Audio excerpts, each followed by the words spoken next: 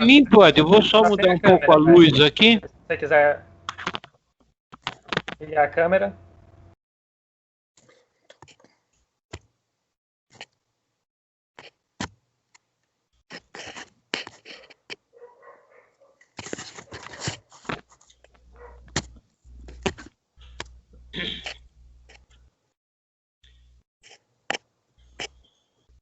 Estou visível? Sim. Estou visível. Sim, tá te vendo bem. E aí, quando tá falando para todo mundo não vamos dizer assim, pulsar muito os recursos por exemplo, a questão da gravação, a Cecília está gravando. Ah, sim, ótimo. Então, outras pessoas não peçam para gravar, porque pode interferir na gravação original da Cecília. E não mexer também no modo de exibição, deixa sempre o modo de exibição do orador, que vai apresentar quem estiver falando na hora. E Laércio, então, fica à vontade. Tô tentando entrar com a imagem. Você está me ouvindo? Tá me ouvindo? Então tá. Eu não estou conseguindo colocar a imagem. Uhum. Espera ainda. Bom, então vamos lá. Bom, gente, em primeiro lugar, vamos agradecer a vocês pela paciência, né? Estamos todos lidando com essa nova tecnologia, né? E também desculpas por 2 semanas não pôde ter por problemas técnicos aí a caminhada, mas felizmente já podemos fazer a nossa caminhada virtual no dia de hoje. Desde já agradecer a todos aqueles como Ednei, Fioravante, Cecília, pessoal da parte técnica. Um agradecimento todo especial ao Delroio, que prontamente se prontificou a falar sobre esse tema também tão interessante. E vamos dar início com o nosso Boa Noite! E agora boa noite. Agora podemos ter boa noite.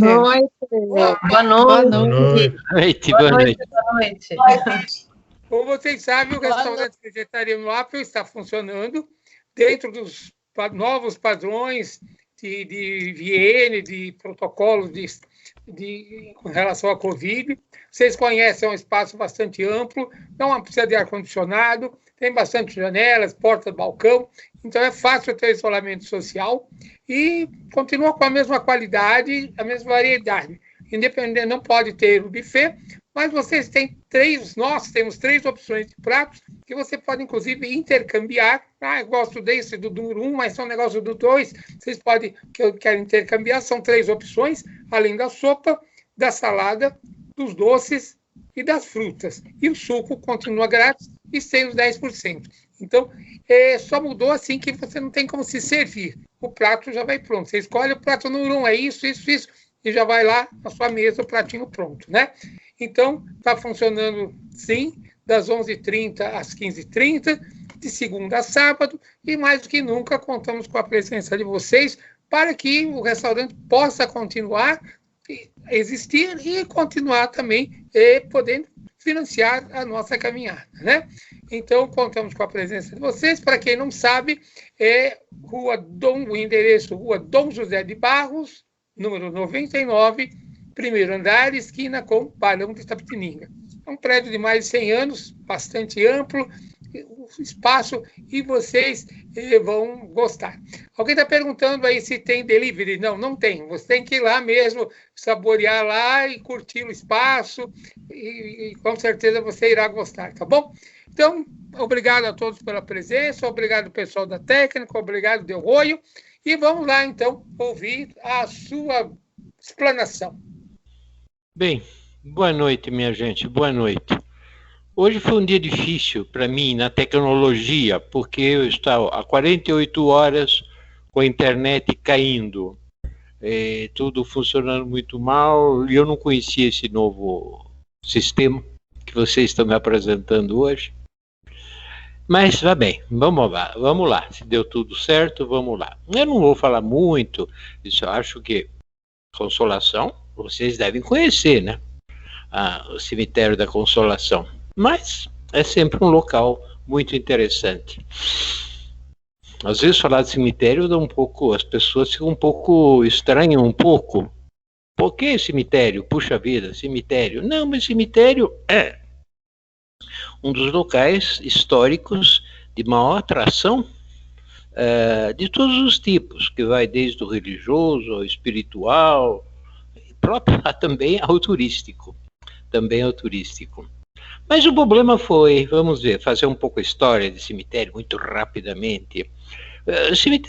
Cemitério foi sempre um problema para o ser humano, desde que ele começou a ter uma espiritualidade. O que é morrer? O que é morrer? O que é que uma pessoa que eu gosto morre, desaparece, vai? E nós temos uma quantidade enorme de ossos da época pré-histórica, guardados, de ossos humanos, guardados, as tribos, isso em muitas áreas do planeta, guardavam seus mortos, com uma forma de comunicação muito mais conhecido, já muito conhecido, é o que foi a civilização do Egito Antigo, né? Que pelo menos as famílias muito ricas do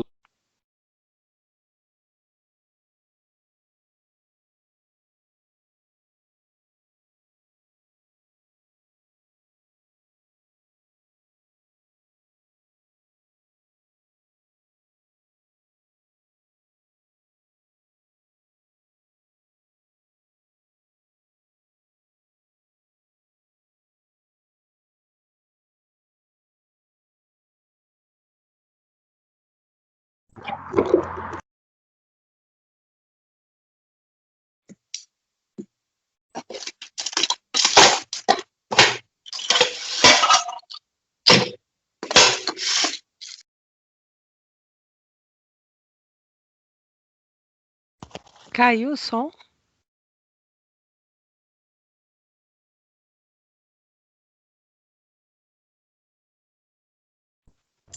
Caiu. Sim, aparentemente caiu a conexão do José Luiz. Ele não está online mais.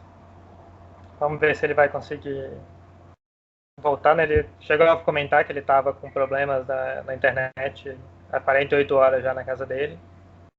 Vamos ver se ele consegue voltar.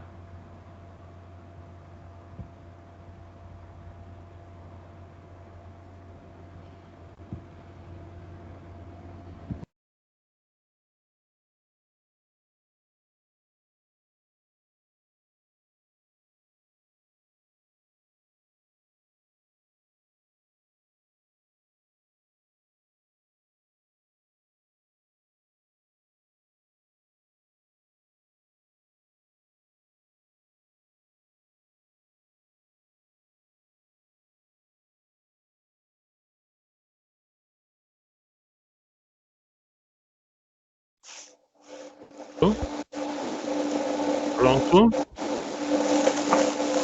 Pronto? Alô? Alô? Alô? Pronto. Isso, voltou. Oi? Não sei, caiu aqui. Caiu. Uhum. Bom, como eu digo, a minha internet está péssima, pode ser isso, não sei. Bom, mas eu estava falando do Egito, vai. Coisa muito conhecida. Então, essa vontade de continuar uma comunicação com as pessoas que amamos, ou as pessoas que respeitamos, de qualquer jeito, através de algum sinal. Mas eu não vou ficar falando de todas as culturas antigas, mas 2 minutos de Roma eu tenho que falar, porque vai chegar perto de nós, do nosso caso, do conceito do nosso cemitério. A Roma antiga, a Roma republicana, a Roma imperial, eles cremavam os corpos, cremavam. Essa era a técnica. Cremavam, mas guardavam as cinzas. E a família abastada tinha condições de fazer túmulos, que na verdade eram espalhadas pelas estradas principais do Império. O Império tinha muita estrada. Esse sempre foi uma fonte muito preciosa para a historiografia romana, de arqueologia, porque lá está o nome das famílias. fulano de tal, que é filho de tal, que era neto de tal, que tinha um filho tal. Então, te dava quem eram aquelas famílias. Isso tem milhares e milhares desses túmulos. Mas não todo mundo fazia túmulo na estrada, não todo mundo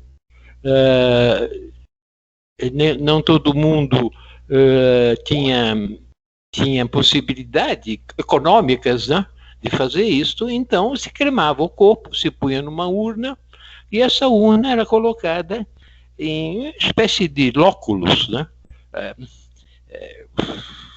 buracos na pedra, se fazia assim, e punha ali o lóculo. Isto foi válido até o século III, IV depois de Cristo, quando o cristianismo começou a se impor. Os cristãos não queimavam os corpos.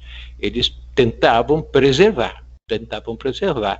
E daí nasce aquilo que a gente chama como as catacumbas.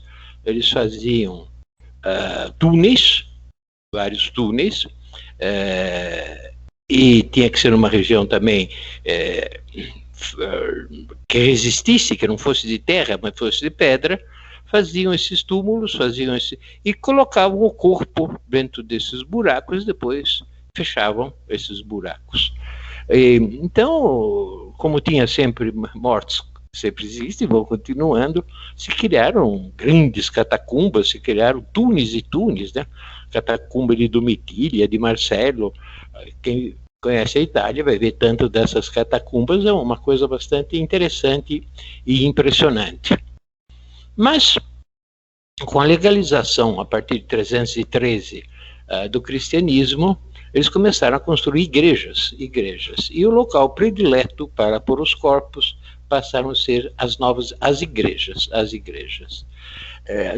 Todo cristão era enterrado na igreja. Aí tem uma diferença. Você é um cristão importante, você é rico, você vai ter um túmulo grande, vai ter uma capela, quando já se evolui um pouco mais a arquitetura, vai ter o seu nome, vai ter lá todas as suas façanhas.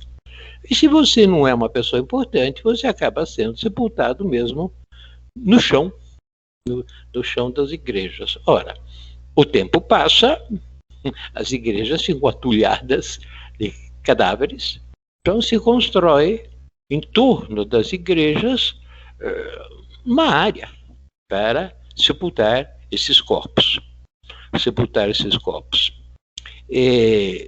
Quem viajar pelas grandes igrejas, catedrais góticas, mas mesmo mais antigas, românicas, você vai encontrar uma quantidade de túmulos impressionante.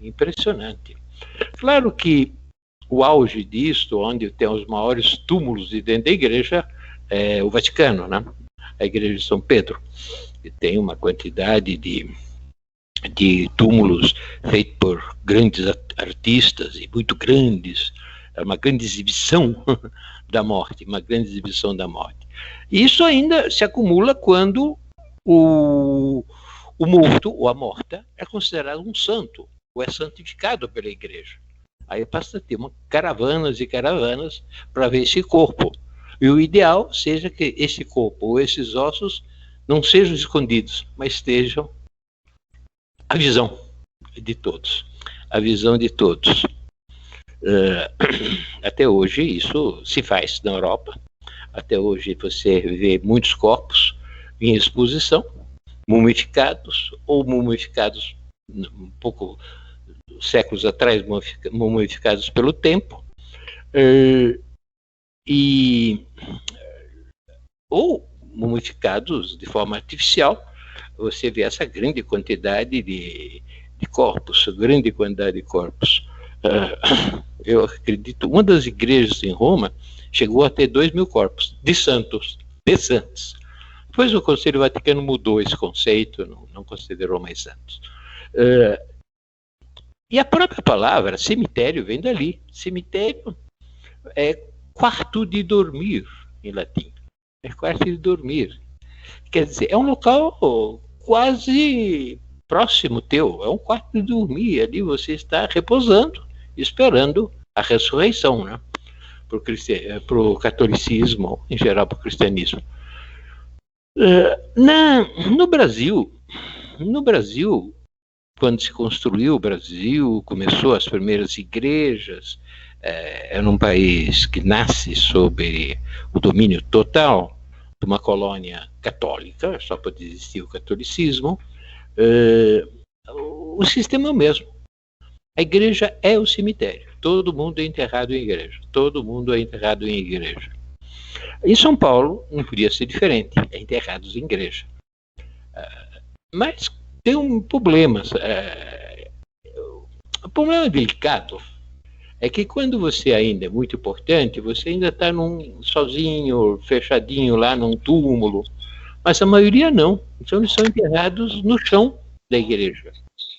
Enterra um dia, enterra 2 dias, enterra 3 dias, aquilo vai ficando um local muito insalubre, um mau cheiro constante, uma situação muito difícil, até porque na questão de São Paulo era uma cidade pequena, então tinham poucos cadáveres, porque se nós pensamos uma São Paulo de 1850, não chegava a 20 mil habitantes.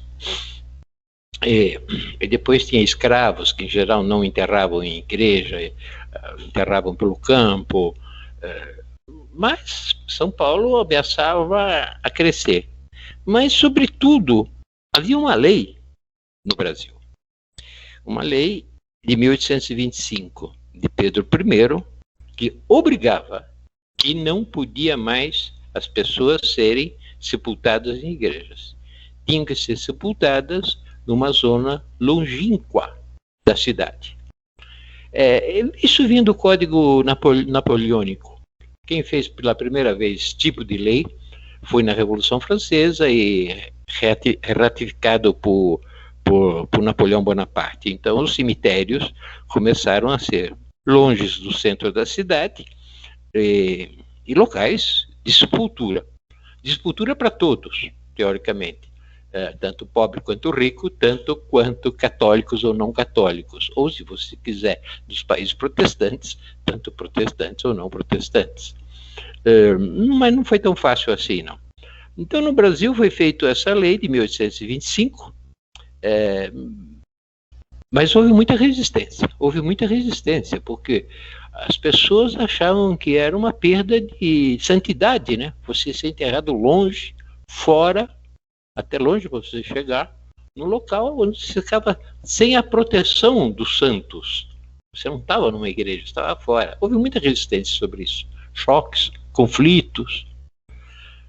Mas em São Paulo, em 1858, se tomou uma decisão definitiva. Basta de igreja. Já existia um cemitério, pequeno cemitério, porque estava a luta de tirar os cadáveres, não deixarem mais nas igrejas. Tinha um pequeno cemitério, que vocês conhecem, era o cemitério ali na Rua dos Aflitos. Tem a Igreja dos Aflitos, tem a Igreja das Almas, ali na Liberdade. Na época não chamava Liberdade. Liberdade vem pela luta, pela abolição da escravatura e pelos núcleos que existiam naquela região que lutaram pela abolição. Não se chamava Liberdade. Tinha ali o Cemitério dos Aflitos, que hoje é uma zona arqueológica, e ali também teve mau osso, mas era assim, estava a forca. A forca, porque a pena de morte foi válida no Brasil até 1855. Então, eram enforcados ali, enterrados ali no Cemitério dos Aflitos. Em 1858, a Câmara Municipal decide que não é possível. Então, fecham o Cemitério dos Aflitos, que é muito pequeno, muito maltratado e muito perigoso, porque está dentro daquele núcleo da cidade, do triângulo da cidade. Então tem que achar um local muito longínquo. A Câmara Municipal de São Paulo foi terrivelmente hábil e inteligente em escolher um terreno muito longe do centro, que foi um terreno que depois vai ser o Cemitério Consolação. Eram dois sítios grandes, compraram o terreno, se trabalhou aquele terreno, em 1858 foi inaugurado. A população protestou muito, porque era muito longe chegar até subir aquela rua da Consolação, está ligado à ideia do cemitério, Consolação, tem a igrejinha da Consolação. Mas quem enterrava na época era a Santa Casa, era a ordem da Santa Casa. A Santa Casa era no centro do triângulo ali, perto da Líbero Badaró. Eles achavam muito longe também carregar um cadáver de lá até a Consolação, né? Mas foi implantado assim, nasceu então o primeiro cemitério tipo moderno e democrático, onde podiam ser enterrados todos. Na prática não foi assim, não. Mas foi feito esse cemitério e a população começou a crescer e começaram a vir sempre para a Consolação, sempre o primeiro cemitério. Se vocês forem visitar esse cemitério, e irão, eu vou já começar a falar algumas coisas desse cemitério, vocês vão ver lá que tem um túmulo que está logo ao lado da capela central, que é o túmulo da Domitília de Castro, Marquesa de Santos. É um túmulo muito singelo, tem só um anjinho. Ela ali está como a fundadora, a pessoa que deu o terreno e criou o cemitério. Isso não é verdade, mas não importa. Ela foi uma grande... Ela ajudou muito a melhorar o cemitério, deu dinheiro. E ela era uma pessoa importante, ela tinha sido amante do imperador Pedro I, né? Na primeira fase, quando Pedro I ainda tinha colônia, tinha o vice-reinado pela independência, então ela ficou uma pessoa importante. A casa dela ainda está em pé, ali perto do pátio do colégio. É uma casa muito interessante visitar, mas era muito mais interessante visitar 3, 4 anos atrás, quando tinha os móveis da sua casa. Ela depois se casou com Tobias de Aguiar, que foi quem constituiu a Força Pública em São Paulo, e tem o grande quartel, né, na Avenida Tiradentes, Tobias de Aguiar. Ela era uma pessoa importante, talvez a pessoa mais importante naquele momento em São Paulo. Ela está enterrada lá, é um dos primeiros túmulos, não é o primeiro, mas um dos primeiros. Diz que benefatora, fundadora do cemitério, o terreno era dela. Isso não é verdade, mas é verdade que ela ajudou muito deu dinheiro para constituir o cemitério. Eu me recordo desde criança, até hoje, se vocês forem lá, vocês vão ver. O túmulo dela sempre tem flores, né? Sempre tem flores. Quando eu era criança, essas flores, era consenso geral da população, que essas flores, em geral vermelhas, eram trazidas pelo Pedro I, ao seu grande amor. E sempre tinha essas flores. Essa foi uma lenda, uma história que sempre permaneceu muito forte. Na verdade, a própria administradores do cemitério que punham essas coroas. Mas até hoje vocês vão encontrar flores do seu túmulo. Por quê? Nasceu uma outra vertente, não tem muito cabimento, mas não importa, é assim que se constrói as imagens, que ela era santa. Fazer pelo Zoom.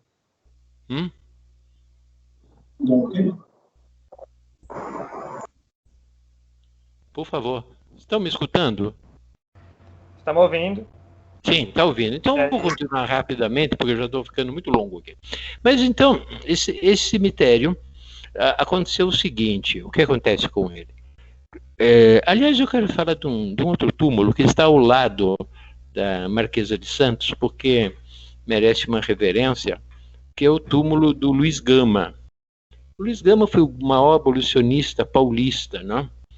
Foi negro, escravo, se libertou, foi o grande advogado dos escravos e hoje é a figura máxima do abolicionismo paulista e talvez brasileiro. O túmulo dele está ao lado.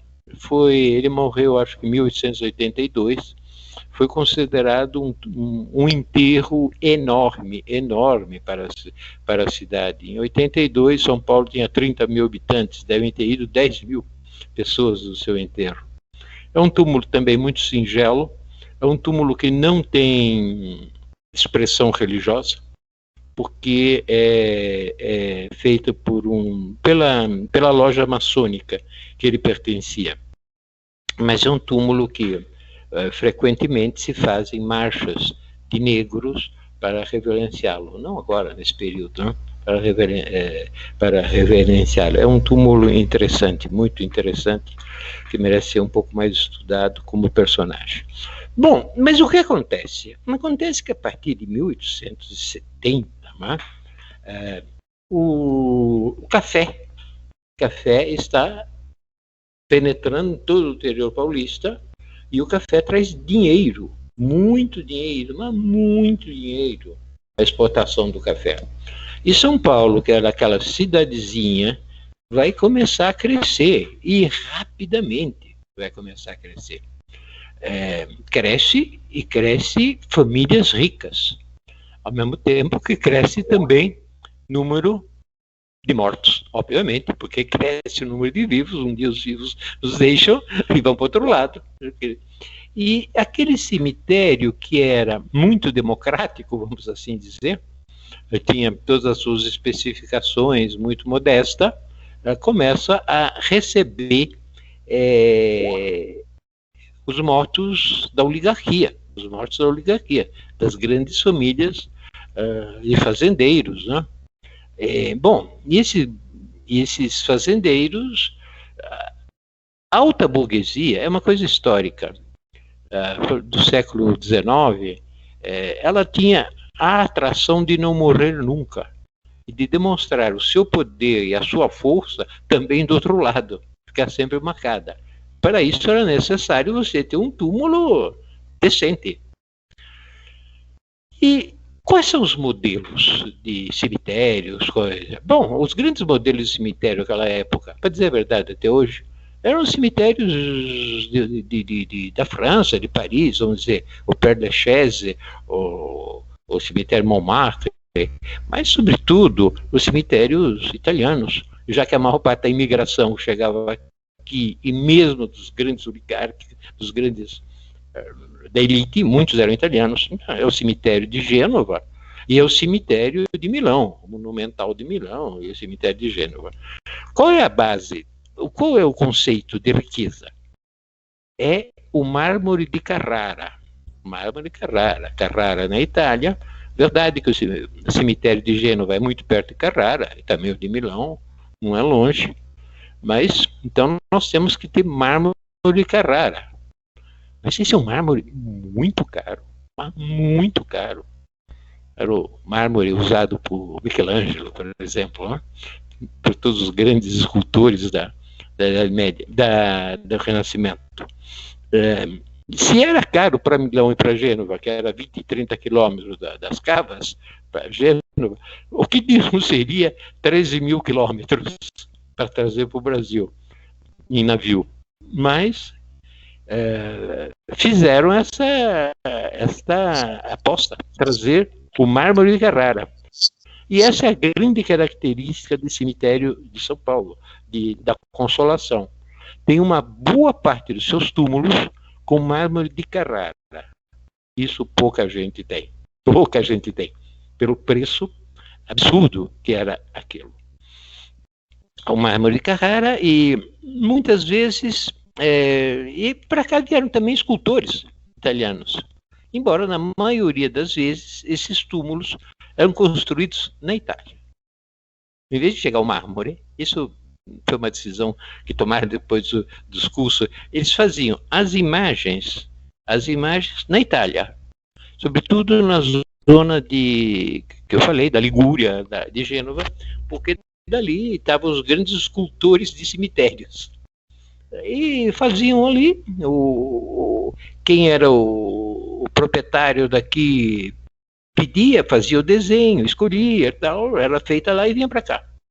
Essa é uma característica bastante ímpar de um cemitério, o que o valoriza muito o que valoriza muito, em termos linguísticos. É evidente que eu vou contar mais depois, isso vai mudar, mas isso vai dar que nós temos tombado no Cemitério da Consolação tombados mais de 300 obras de arte. Mais de 300. É um museu impressionante a céu aberto. Pouco explorado e pouco conhecido nesse ponto de vista. Mas o mármore, depois começa a ser realmente muito caro. Muito caro, muito caro. E tem também uma discussão.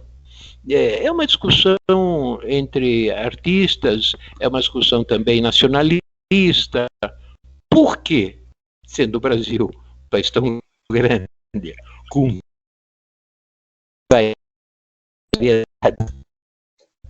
é uma pedra, e só tem o mármore. Não é possível fazer outra coisa? E se levantam uma verdadeira batalha. De fato, começam os túmulos a mudarem e a pesquisarem quais são as pedras que podem ser usadas para túmulos. Mas sempre serão pedras bastante preciosas, bastante buscadas, né? E bastante trabalhadas. O auge desse cemitério vai ser nos anos, sei lá, 40, 50. Depois, já muito antes disso, a cidade cresceu demais, e não era só o cemitério da Consolação. Hoje, por exemplo, existem 22 cemitérios municipais em São Paulo. 22. Existe, além dos 22 cemitérios municipais, existe um judeu, né, um cemitério judaico, existem 2 cemitérios protestantes, que não pertencem, vamos dizer, à administração municipal. Então, muitos outros cemitérios. Mas a Consolação ficou com a marca dessa massa de obras de arte. E também de história, porque aí depende do gosto, você vai ver quase todas as grandes famílias, né, de políticos ou de fazendeiros estão lá com o seu nome. Inclusive temos o maior túmulo da América, está na Consolação, que é o túmulo de Matarazzo. Matarazzo fez seu túmulo, acho que morreu em 1936, que é um monumento. Aliás, tem muito pouca gente, muito poucos cadáveres lá dentro. A família se dividiu muito na história e não se concentrou ali. Mas Matarazzo fez uma coisa enorme, merece ser visto o túmulo de Matarazzo, com muita discussão sobre o bom gosto ou não bom gosto, mas o túmulo de Matarazzo é feito por um artista, o Brissolaro, o Luigi Brissolaro. O Luigi Brissolaro, aliás, tem 2 obras lá. O Luigi Brissolaro fez aquele que fez também o museu o Monumento do Ipiranga, da Independência. Ele é um artista italiano, era muito considerado na época. Ele fazia túmulos e monumentos para os mortos da Primeira Guerra Mundial. Mas tem outros túmulos de obras de arte que nós podemos considerar. Temos 2 Brecheret, estupendos, maravilhosos. Temos um Bruno Jorge, maravilhoso. Eu só quero citar um túmulo, porque senão eu fico citando um túmulo que não acaba mais.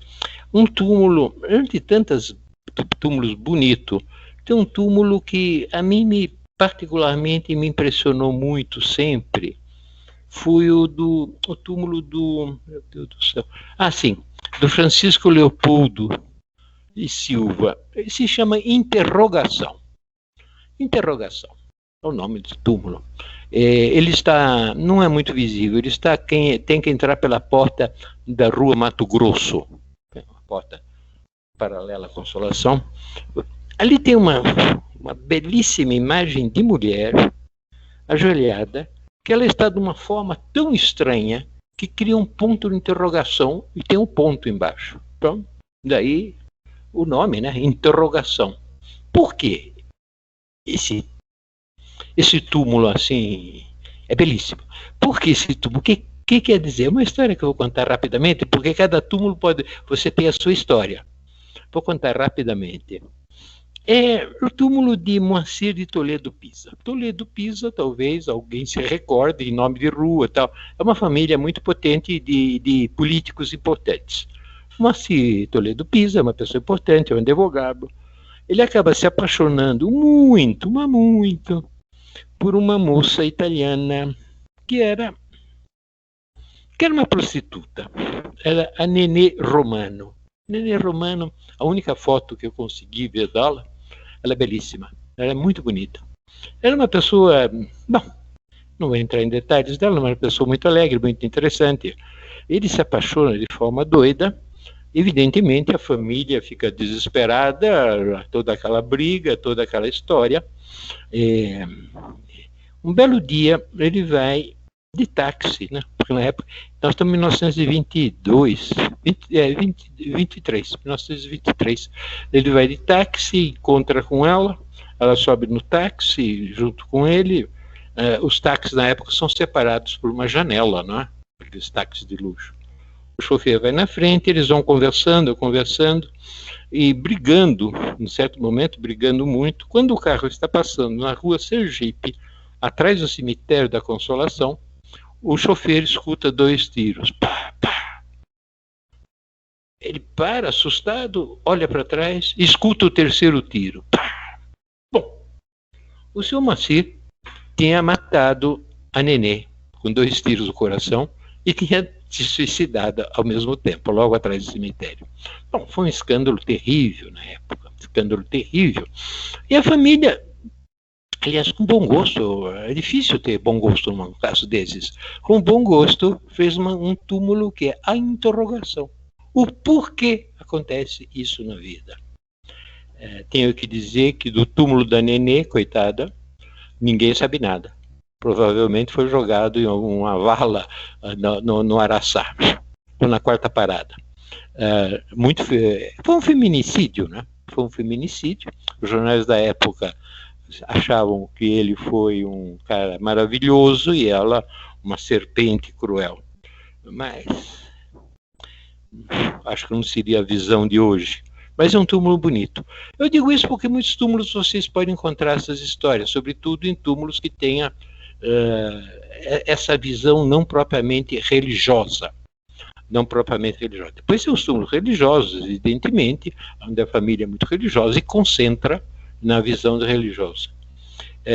Eu também recomendo, só vou fazer um aceno, aqui um dia fui no cemitério do Araçá, da Consolação, visite também aquela parte fechada, tem muros, você tem que entrar por outra porta, que é o cemitério dos protestantes. Os protestantes não costumam usar imagens, eles não têm santos, né? Então não tem imagens. É um cemitério muito mais simples e muito concentrado na natureza, em flores.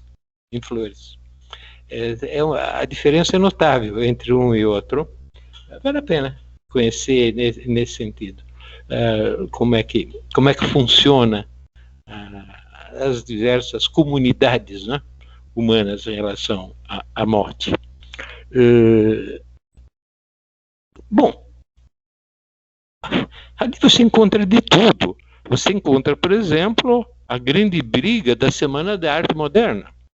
Ali está Oswald de Andrade, ali está Mário de Andrade, ali está a Tarsila. Quer dizer, todos os grandes, todos não, mas muitos dos grandes da Semana de Arte Moderna estão lá. Porque eram considerados pessoas importantes para São Paulo. Então eram levados para os cemitérios mais importantes. O cemitério tem mais ou menos 6 mil túmulos, como eu disse, e pelo menos 300 considerados obras de artes tombadas. Depois tem sempre muita história. Eu me recordo, hoje já se fala muito pouco, mas quando eu era criança, quando existia muita tuberculose, você tinha 2 santos que a população paulistana, sobretudo as mães desesperadas, iam rezar, porque a tuberculose pegava crianças também. Você tinha Santa Isildinha e Santo Antonino Mármon. Tinha filas e filas desses túmulos. Hoje ainda tem algumas, mas é coisa muito do passado, sabe? As coisas vão mudando. Eu vou terminar aqui, porque poderia falar muito desse cemitério, fazendo uma crítica preocupada. Esse cemitério é maltratado. É maltratado. Por quê? Porque grande parte do cemitério é chamado jazigo perpétuo. Ou seja, é propriedade da família. Aquela obra de arte, aquele terreno. E muitas vezes a família passam as décadas. Né? Morreu a primeira geração, morreu a segunda, morreu a terceira, morreu a quarta geração. Quem é que vai se preocupar com a bisavó da minha tia, que morreu há 50 anos atrás? Não se preocupa. Ou a família acabou. Então, o tratamento dessas obras de arte é muito, muito ruim, muito ruim. E muitas coisas ficam abandonadas completamente. Mesmo quando não é obra de arte, tem coisas históricas curiosas. É bastante abandonado. Ou a família faz o seguinte, manda consertar o túmulo, limpar o túmulo, com operadores de limpeza que estão em torno do cemitério. Eles não têm a mínima ideia de como se limpa o mármore de Carrara, como se limpa o bronze. Isso precisa de técnicos, especializados. Você não pode ter um mármore de Carrara branquinho. Se ele passou 100 anos, 120 anos, 130 anos, ele tem naturalmente a pátina, aquela cor amarelada que vai escurecendo. Depois tem uma questão. O cemitério da Consolação está em São Paulo, clima úmido, está coberto de árvores, o que é muito bonito, mas para túmulos é terrível. Porque está cheio de bichinhos que vão corroendo tanto a pedra, mas sobretudo o que tem também de tijolo e tem de argila. Porque vai nascendo plantas dentro dos muros dos túmulos. Isso destrói. Esse tem sido um problema muito sério. A Universidade Católica criou um departamento só para cuidar de túmulos, da parte de conservação de túmulos aqui na cidade de São Paulo e particularmente na Consolação. Mas falta muito. A prefeitura fez uma decisão aí que eu critico, acho perigoso, mas vamos ver. A prefeitura tomou uma decisão em janeiro do ano passado, aliás, um ano atrás, de privatizar, de dar a concessão privada, os 22 cemitérios de São Paulo. Bom, quem compra a concessão, evidentemente, quer ganhar dinheiro, né?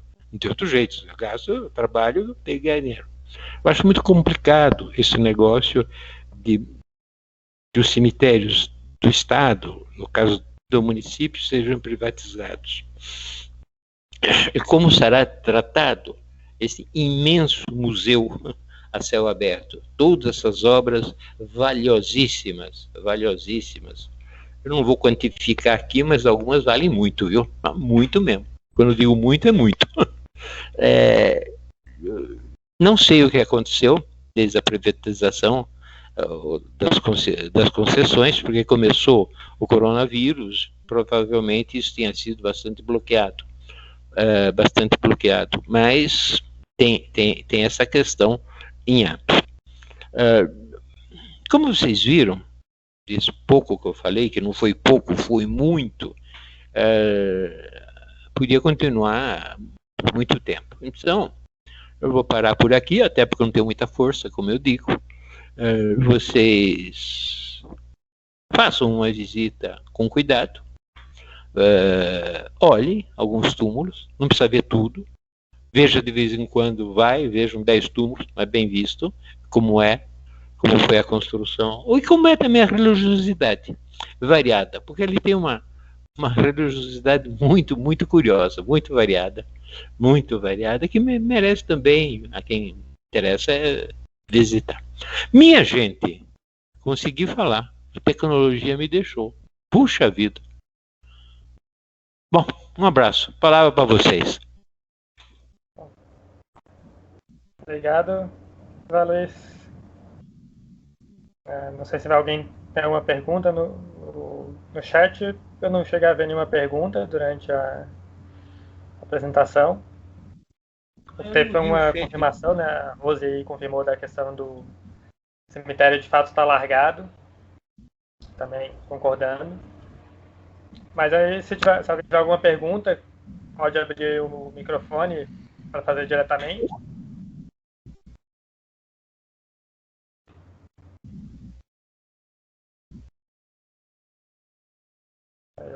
A Isabel agradecendo também, muito interessante a apresentação.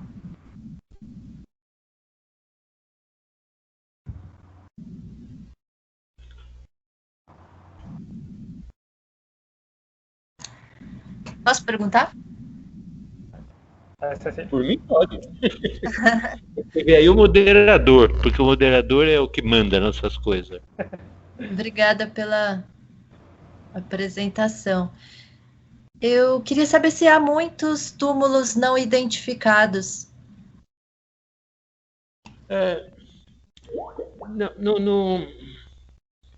No cemitério da Consolação, não. Por quê? Sendo um cemitério, como eu digo, praticamente de elite, não é? Praticamente de elite, cemitério caro, de construção praticamente é tudo bastante tombado e bastante... Eu não conheço nenhum caso não identificado ali. Agora, existem muitos casos identificados nos cemitérios, né, de São Paulo. Basta dizer, vou te dizer um exemplo, nós temos, por exemplo, no cemitério de Perus, 2.500 ossadas feitas pela ditadura militar. 2.500 pessoas que foram assassinadas pela ditadura militar. Já foram descobertos o nome através de DNA de algumas pessoas, eram opositores políticos. Foram encontrados, além disso, sempre em Perus, 500 crianças. Por que crianças? Porque havia uma epidemia de sarampo que a ditadura negava a existência. E quando morria criança de sarampo muito pobre, desapareciam com o corpo e foram levados para lá. Uma das questões que eu discuti com o prefeito Covas foi exatamente a questão dos corpos não classificados, dos corpos de desaparecidos e não identificados. Tanto é que a lei da privatização inclui isto, inclui a pesquisa constante, sem limite, desses corpos não identificados. Obrigada. Não sei se é isso, mais ou menos. A Rose perguntou, queria saber um pouco mais sobre as duas obras do Peixerete. Tem um detalhe de ponto do cemitério, como elas são. Sua voz está cortando.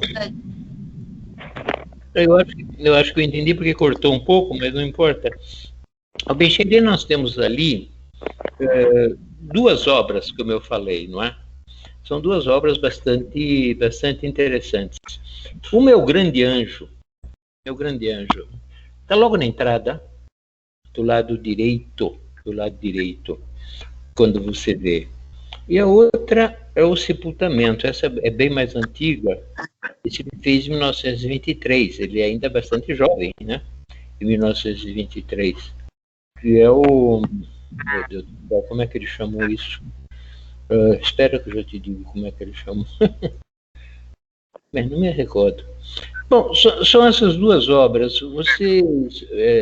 Vocês irão lá, irão ver... não sei o que dizer. O Sepultamento, essa daí que ele fez jovem é o Sepultamento, justamente, o Sepultamento. São duas obras que elas estão bem conservadas, elas foram trabalhadas de forma melhor, elas são em granito, né? Ele trabalhava em granito, elas são em granito e não se passou cândida em cima, assim, porque é assim que se fazia, passa cândida, mas aí vem correndo tudo, não é assim, muito delicado. Eu não ouso dizer quanto vale cada uma dessas obras, porque existe discussão.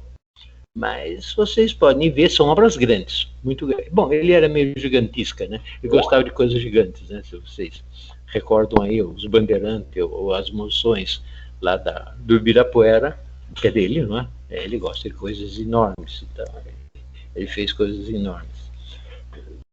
Bom, é isso, Bachelet, é isso. O resto teria que fazer um comentário científico, mas o túmulo mais antigo está na frente do túmulo é o Major da Guarda Nacional, está na frente do túmulo da Marquesa de Santos.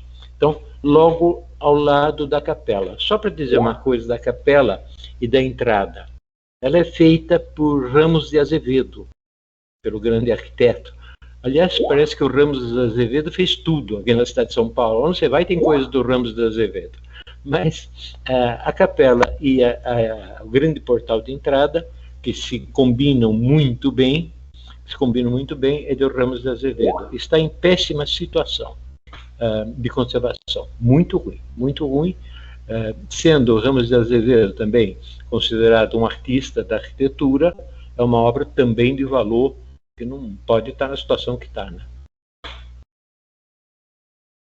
Bom, até vou emendar duas coisas. Uma que você comentou, né, de que não sabe o valor das obras, mas com certeza tem um certo valor, e aí um certo. Põe um certo aí. Eu lembro de ouvir mais antigamente notícias falando de roubos, né, no cemitério. Uhum. E mais recente, eu não sei se deixou de noticiarem por ser comum ou se deixou de acontecer. Se pois tem uma né? informação de qual foi a solução? Você não publica mais, não tem mais o roubo. Não, o roubo foi sempre muito constante.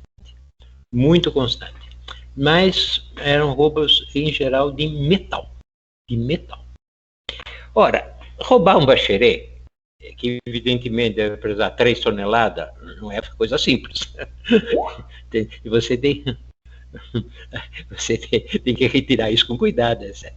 Mas se rouba candelabros, se rouba aquelas faixas que tem anjos, às vezes tem faixa com metal, o bronze é muito roubado. A Consolação é um cemitério não muito grande, afinal pode ser um cemitério pequeno, então é bastante mais fácil a guarda. Mas um cemitério como, por exemplo, a Araçá, que é muito grande, realmente é assaltado frequentemente, constantemente. E depois você tem um outro fato, você tem o chamado os góticos, é uma coisa terrível esses góticos. Eles destroem, eles não roubam, destroem. Ou pintam, ou quebram mesmo, né? Mas o cemitério da Consolação, ele tem uma vigilância que eu acho que, sendo exatamente o cemitério, depois tem uma vigilância do cemitério dos protestantes, que afinal de contas está anexo, ajuda, e você tem a vigilância de um outro cemitério que eu não falei, mas que é da Ordem Terceira do Carmo, que está também anexo, e também é uma vigilância. Aliás, isso não tem uma vigilância fácil, eles têm alguns cães terríveis, realmente dá medo. Bem, é isso.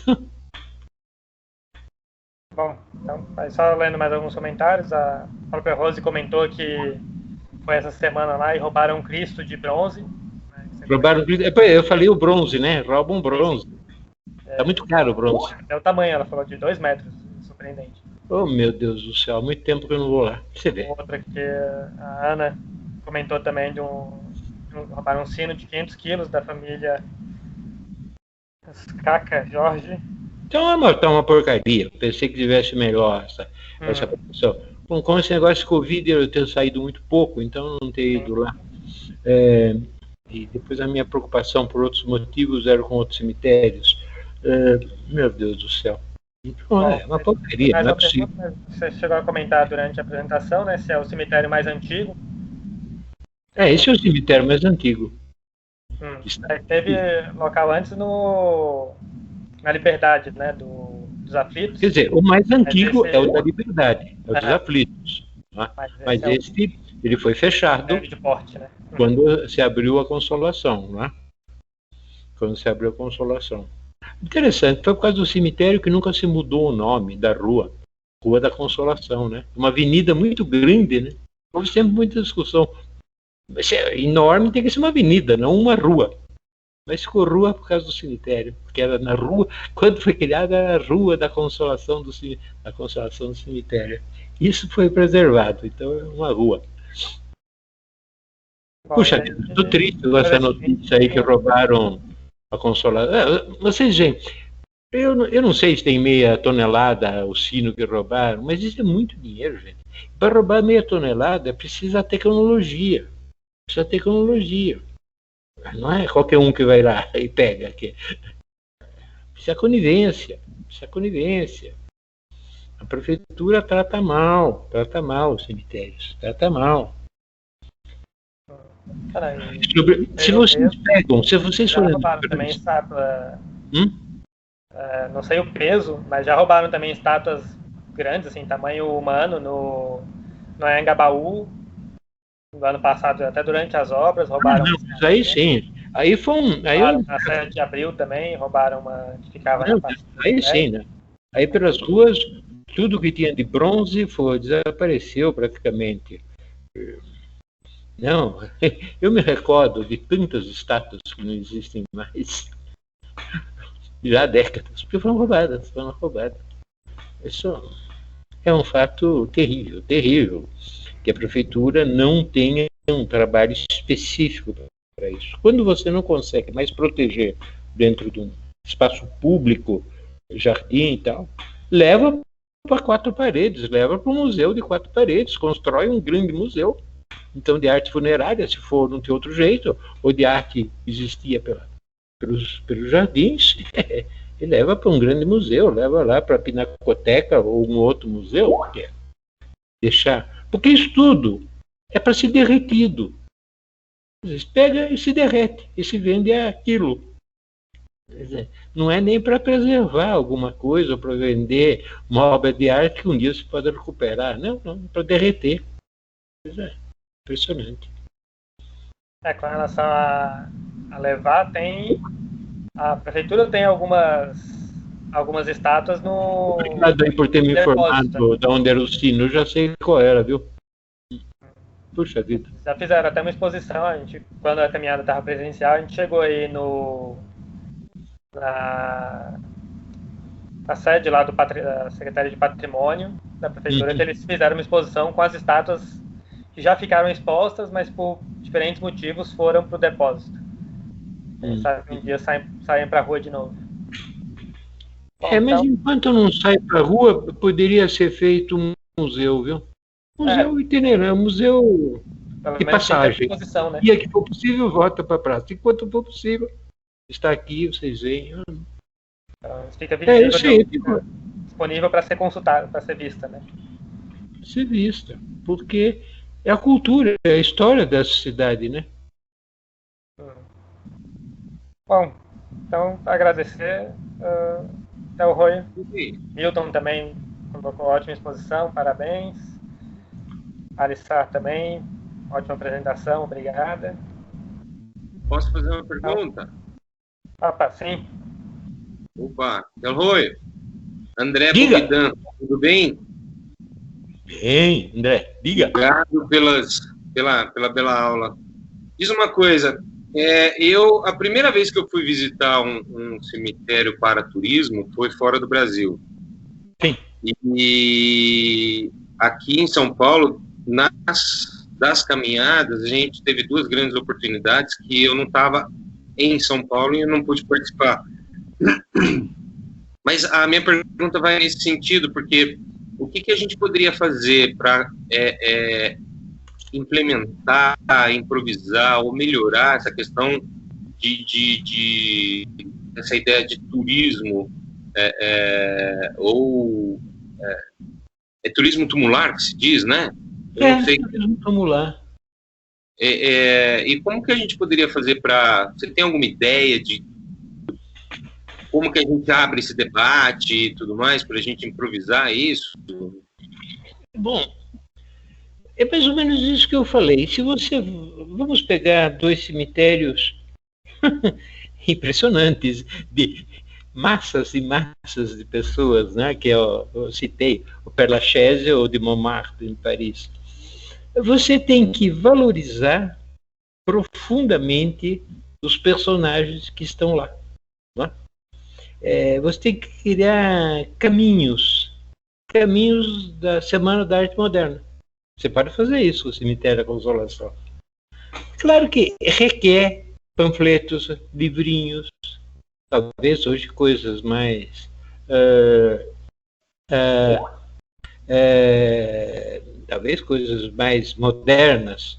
A Consolação, eles puseram chips. Eu não considero chips uma grande sacada.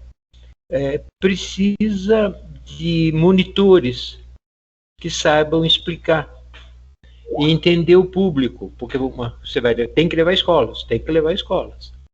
Tem escola, tem os que gostam de arte, tem os que gostam de história, tem os que gostam de história fantasma, sei lá, também tem, por que não? Tem que fazer percursos diferenciados, entende? E você, às vezes, cria também exagerações. Visitar o túmulo da Dama das Camélias em Montmartre é comovente. Afinal de contas, ela não era nada, coitada. É um personagem do livro, mas ela está lá morta. É comovente. Agora, tem coisa extremamente comovente. Toda vez que eu vou a Paris, eu deposito um maço de rosas de cravos vermelhos no muro dos fuzilados da Comuna de Paris. Isso sempre eu faço. Jamais ponho o pé em Paris sem fazer isto. Mas isso, por quê? Porque é um tipo de visão que eu tenho. O que tem tantas outras pessoas que também fazem isso, mas você tem que diferenciar. Não seria difícil, viu? Não seria difícil, não sei porquê. Tem outros casos curiosos, você tem realmente também o Araçá tem coisas bastante interessantes. Não chega a ser como na Consolação, porque quando digo, era mais concentrado aqui a riqueza, mas tem. Sim, bacana. Isso porque justamente o Père Lachaise que eu fui visitar por causa do Jim Morrison, por causa do Chopin e por causa da linha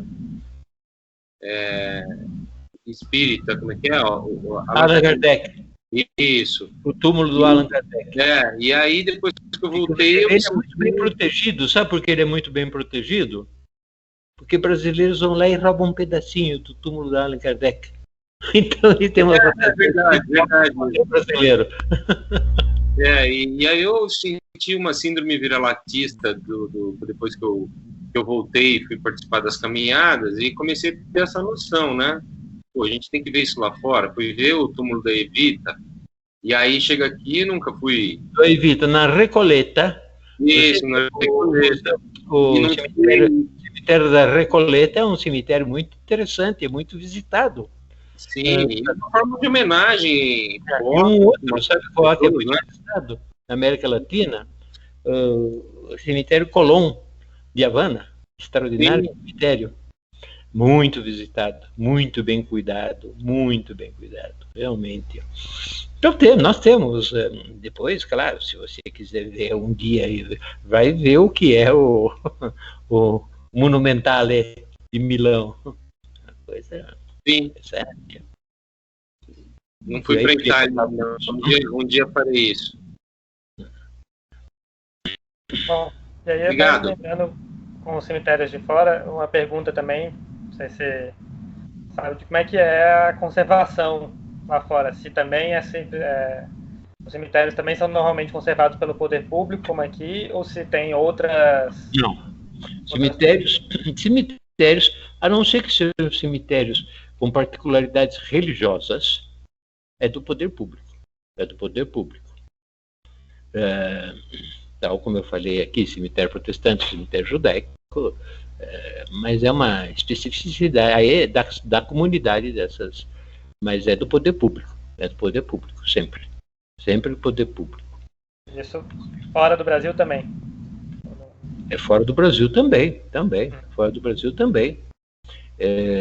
Não sei se deve ter algum aí que, mas em geral é assim, é o poder público, porque só que agora não todos os cemitérios do mundo são bem tratados, mas em geral são melhor tratados do que aqui.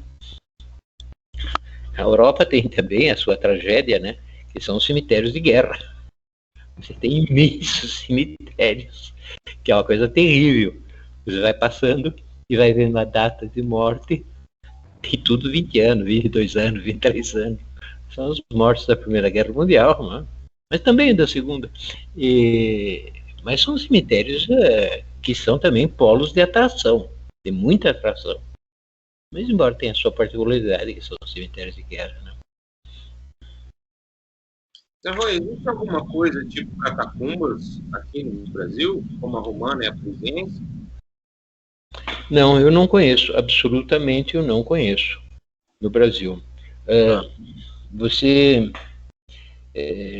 tem alguma coisa na igreja de São Francisco, em Lima, tem alguma coisa desse tipo, mas não era bem catacumba, porque são túneis, ou poços, onde eles punham os cadáveres. Não conheço como as catacumbas. Bom, as catacumbas romanas são muito grandes, né, também, ficaram muitos séculos funcionando, né? Agora, na América Espanhola você encontra, bom, mas isso você encontra. Aqui nós temos poucos corpos, porque temos poucos santos, né? Você veja uma coisa curiosa. Até pouquíssimos anos atrás, nós não tínhamos nenhum santo brasileiro. Então você não tem nas igrejas também a atração do corpo do santo. Né? Você não tem isso. E você tem algumas igrejas que são igrejas cemitérios mesmo. Em Praga você vê isso. E tem uma igreja, aliás, de São Bernardino Eliosa, essa em Milão, mas não é a única, não. Que todos os muros foram construídos por cadáveres. Ossos e ossos. Todos os muros, o altar, é tudo osso de cadáveres. Tem igrejas desse tipo. São um pouco impressionantes, mas também revela, em geral, eram corpos de quem morria de peste. As grandes ondadas de peste. Eram tantos cadáveres.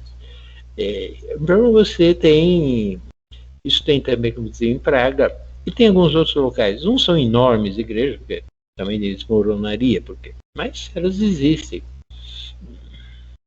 Cemitério é sempre um polo de atração. É sempre um polo de atração muito forte e bem trabalhado. Por curiosidade, por história, por espiritualidade. Onde eu vou acabar? Agora, é verdade que o cemitério também vai logo acabar, porque vai aumentar muitíssimo a questão da cremação. Né? Isso é uma outra história. Bem, minha gente, é isso. Então, acho que pode ir caminhando para o encerramento. Agradecer novamente pela participação, agradecer a todo mundo aí que participou também, que está tateando ainda na ferramenta nova, né? Ver como é que... Pois é, pô, eu estou aqui todo esquisito.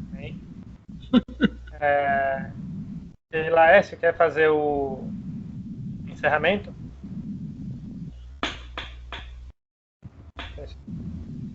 Se o Laércio entra, senão a gente encerra por aqui mesmo. Obrigado pelas diversas informações que eu recebi aqui através do chat. Coisas que eu não sabia, interessante. Algumas não interessantes, algumas tristes, né? Porque eram informações não boas, mas muito obrigado pelas informações. Bom, gente, então o Laércio não entrou aqui, não sei se Não, isso fugiu. Não tem importância. Mas então agradecer novamente aí, Del Roio. Eu espero ver vocês quando tiver vacina e a gente vai a algum lugar junto de noite aí, alguma caminhada um pouco mais real. Vamos ver se quando vai ser possível isso. Oi. Tô cansadinha. Não, desculpe. Eu falei que até poucos anos atrás, temos santos brasileiros. Ela tem razão quem escreveu. Digo, até poucos anos atrás, não é? Até que foi feito o santo,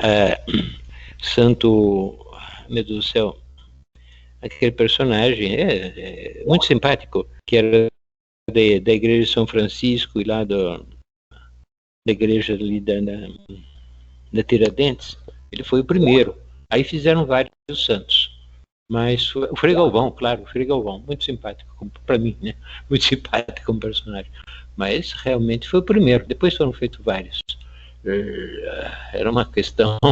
Eu sempre protestei, dizer, poxa vida, nós somos uma terra aqui do Deus do diabo, nada, só ficamos do diabo, não tem um santo por aí. Agora tem inclusive processos no Vaticano de vários santas, sobretudo várias santas. Vamos ver. Até o próprio Anchieta, né, foi um drama, né? 3 séculos em processo para a santificação do Anchieta. Ué. Mas quem escreveu o chat tem razão. Não ficou claro o que. Agora temos Santos. Tá bom, minha gente. Vai. Um abração a todos. Até a próxima. Agora eu vou desligar. Nem sei como eu desligo, porque eu não conheço essa máquina infernal, mas eu invento aqui, tá? Tchau, tchau. Até a próxima. Tchau, obrigado. Tchau, obrigada. Até logo, obrigado. Boa noite. Muito obrigada. Boa noite a todos.